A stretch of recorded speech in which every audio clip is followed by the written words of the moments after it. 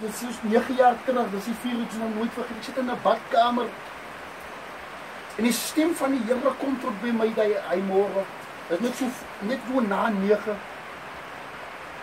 deur is gesluit, die badkamer deur gesluit, ek sit alleen in die badkamer, en die stem van die Here kom in my oorpote, hy sê, wees stil, en ek moet weet dat hy God is, 3 keer praat die Here met my, en ek besef, iemand is besig om my te praat, en terwyl ek besef die stem en vra, Here, as dit U is, en die Here sê, as ek my seun, en hy sê, nader tot my, dan sal hy tot jou nader, en ek maak 'n besluit, en ek sê, Here, as ek vanaand op as môre besluit maak volgens U, moet U my een ding beloof, U moet my hou van, ek wil nie afvallig raak nie.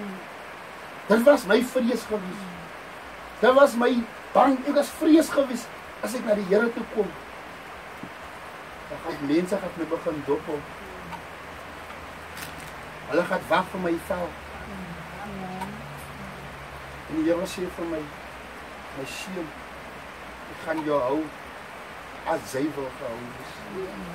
In ander woorde, wat die Here sê, as ek besluit, ek wil nog gehou wees, dan gaan die Here my hou.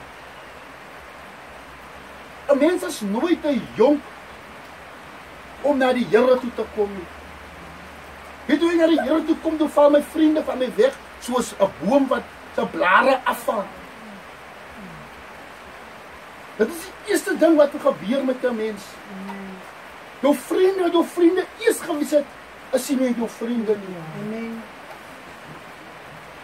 Jy begin alleen staan, dit voel soos jy begin alleen staan, maar dan sien Here saam met jou. Die Here gee vir jou nuwe vriende. Yes. Hy gee vir jou mense wat saam met jou die pad kan stap. Mense wat kan voel wanneer jy honger is. Weet, ek het getuies gehad, wanneer ons gaan rook het, wanneer ons gaan skarrel het, ons het eers geskarrel, as my broer, ons het brood in jou huis, en koekies se brood vir jou huis, so het ons geskarrel, ons het die nood gesien, daar was tye gewees, dan speel ek in die brasse, dan speel ons cricket,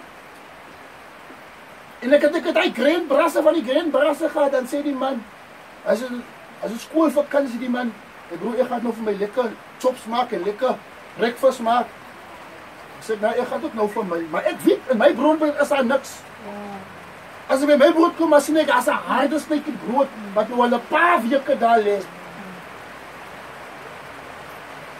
Hy het miskien nog 'n kleur gekry, miskien nog groen geraak.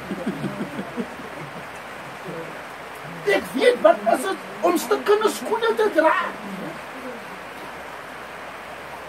Ek moes gaan skarrel, ek moes gaan hop het.